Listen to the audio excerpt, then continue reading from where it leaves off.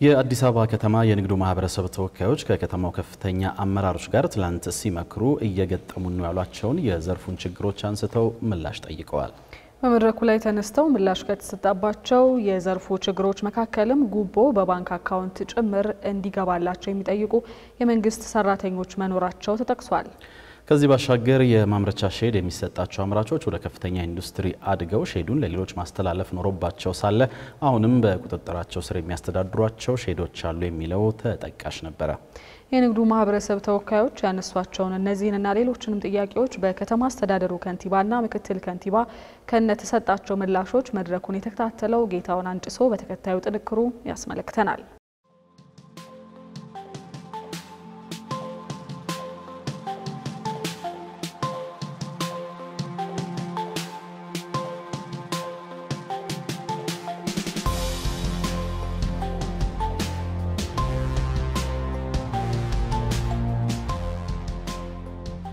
ማንንም ሰው ወዶ ጉቦ አይሰጥም።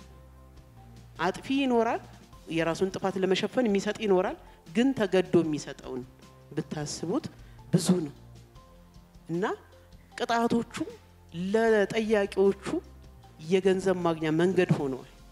እኔ ግራ የሚገባኝ ሰዎቹ በባንክ ነው ትራንስፈር የሚያስደርጉት። ፖሊስ የእነዚህን ሰዎች አድራሻ ማግኘት አይችልም ወይ?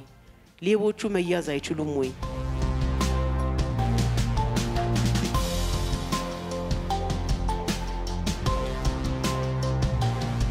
የመረጃ ያያዝ ያለ መዘመን መንግስት ቤትም አለ እናንተ ጋም አለ። ይሄ ተጋላጭ ያደርጋል። መንግስት ቤት ከፍተኛ ሪፎርም ነው ያደረግን ያለነው።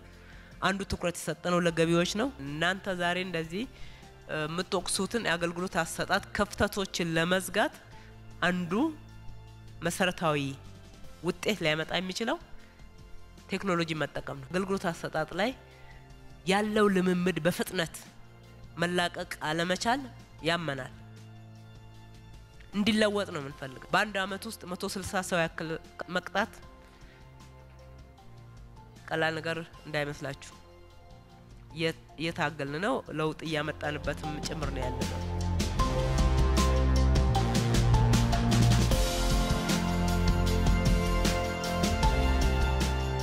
ሰጪ ከሌለ ተቀባይ የለም የሚለው አባባል እንደ መፈክር ከሚሆን ይልቅ ተቀባዮች ላይ የስነ ምግባር የእርምጃ ብዙ እንደተወሰደ እናውቃለን።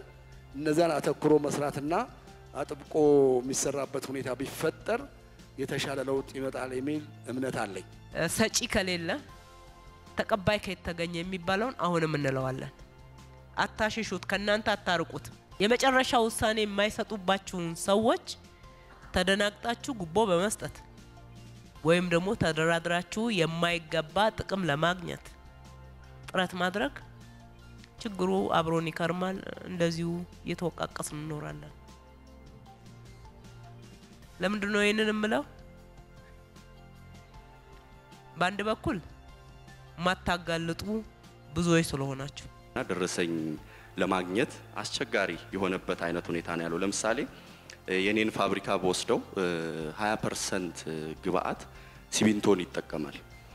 የዚህን 20% ሲሚንቶ ተጠቅሞ ነው አወራርዶ በኋላ ላይ ወደ ምርት የሚያወጣውና ሲሚንቶ ስንገዛ ደረሰኝ ለማግኘት በጣም እየተቸገርን ነው ያለው።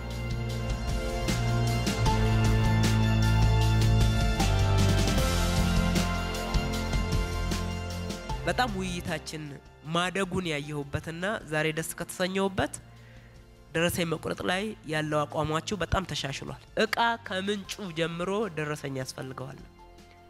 ከማምረቻው ጀምሮ ዋናዎቹ አከፋፋዮቹ ደረሰኝ የማይቆርጡ አሉና እነሱ ደረሰኝ እንዲቆርጡ አድርጉ። ቸርቻሪው ላይ ብቻ ትኩረት አታድርጉ ነው። ይሄ ጥቆማውን በጣም ጥሩ ነው። በሚገባ ፈትሸን ይሄኛው እንደ ትልቅ ግብአት እንወስደዋለን። እውነት ነው። ቸርቻሪው ብቻ አይደለም፣ ዋናው የእቃ ምንጭ ነው። ነገር ግን ደግሞ ዋናው የእቃ ምንጭ ነው ሲባል ቸርቻሪዎች ደረሰኝ አትቆርጡ ማለት አይደለም።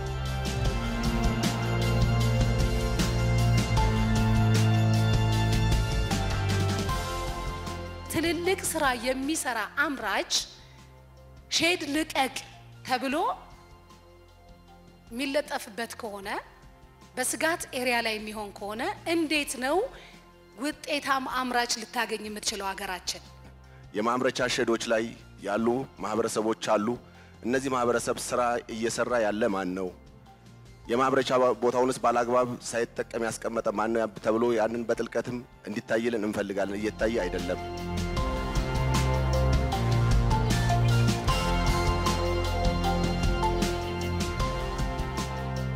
አንድ አደራይተን ሼድ ገንብተን ሰጥተን ብድር አገልግሎት አመቻችተን ወደ ስራ ያስገባናቸውን ብቻ እየደገፍን እንይርካል። ከታች የሚመጣው ወጣት ምን እናርገው? ለሁሉም አዳዲስ እየገነባን ብቻ እንስተካል። አቅም ነው የሚወስነን እንጂ አይከፋም ነበር። እውነቱን እነግራችኋለሁ። እድል ያገኛችሁ የብድር እድል የተሰጣችሁ ሼድ የተሰጣችሁ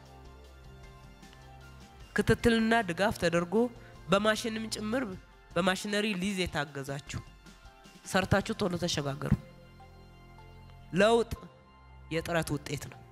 ሁሉ ጊዜ የመደገፍ ጉዳይ አይደለም። መጣር ያስፈልጋል።